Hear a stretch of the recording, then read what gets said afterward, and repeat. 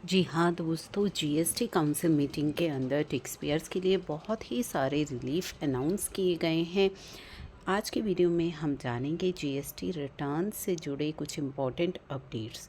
तो पहला जो अपडेट है कि आपकी जीएसटी रिटर्न, एनुअल रिटर्न जो है GSTR 4, उसको फाइल करने की जो ड्यू डेट है उसे परमानेंटली एक्सटेंड कर दिया गया है। तो चलिए, change in due date for filing of return in form GSTR 4 for composition tax payers from 30th April to 30th June.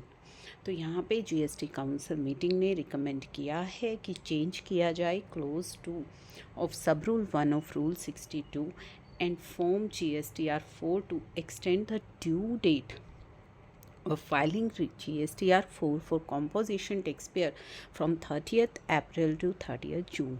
तो अब अप्रैल ना 30 अप्रैल ना होकर के 30 जून जो है आपकी GSTR 4 फाइलिंग की ड्यू डेट होगी at the end of financial year. This will apply for the return for the financial year 24-25 onwards, यानी कि 24-25 onwards ये नई डेट लागू होगी। अभी आपके लिए जो है वो 30 अप्रैल ही थी। Same would be give more time to the tax payer who opt to pay tax under composition levy. तो ज़्यादा समय अब आपको मिलेगा।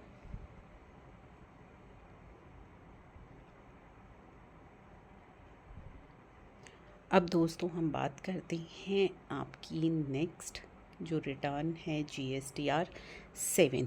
तो यहाँ काउंसिल ने रिकमेंड किया है that return in GSTR 7 to be filed by registered person. कौन फाइल करता है GSTR 7? Who are required to deduct tax at a source, जो TDS डिडक्ट करते हैं अंडर सेक्शन 51। तो is to be filed every month आपको file करनी है, इररिस्पेक्टिव अगर आपने टैक्स डिडक्ट किया है या नहीं किया, आपको ये रिटर्न फाइल करनी पड़ेगी। It has also recommended no late fee may be payable for delayed filing of nil GSTR 7। अगर आपकी नील GSTR 7 है तो कोई लेट फीस यहाँ पे एप्लीकेबल नहीं होगी।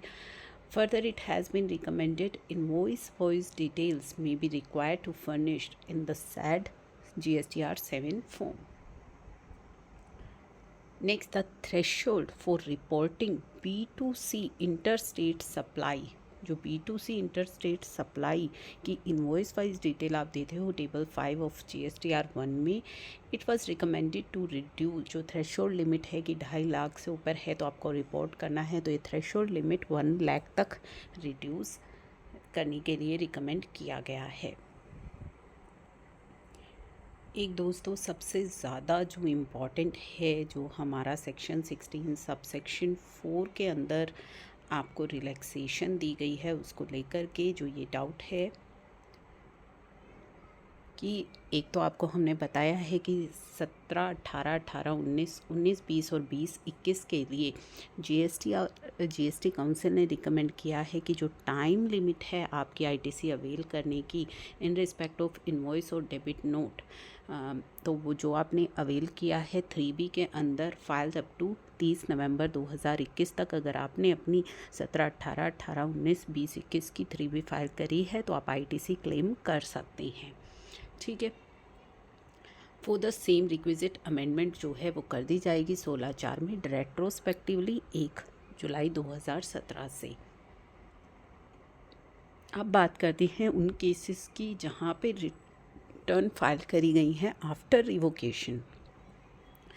तो जीएसटी काउंसिल ने रिकमेंड किया है रेट्रोस्पेक्टिव अमेंडमेंट जो कि 16/4 में आपकी है, जो 1 जुलाई 2017 से लागू होगी, to conditionally relax in the provision of 16(4) where return for the period, तो यहाँ conditional relaxation दी गई है क्या, from the date of cancellation of registration या effective date of cancellation of registration till the date of revocation are filed by the registered person within 30 days of order of revocation। तो 16/4 की relaxation आपको कब मिलेगी, जब आपकी जो return है, जो कि जिस दिन आपका रजिस्ट्रेशन कैंसिल हुआ है से लेकर के जिस दिन आपका रिवोक हो गया है उसके बीच की रिटर्न्स अगर आपने within 30 days of revocation file कर दी हैं तो 16/4 की रिलैक्सेशन आपको वहाँ पे मिल जाएगी।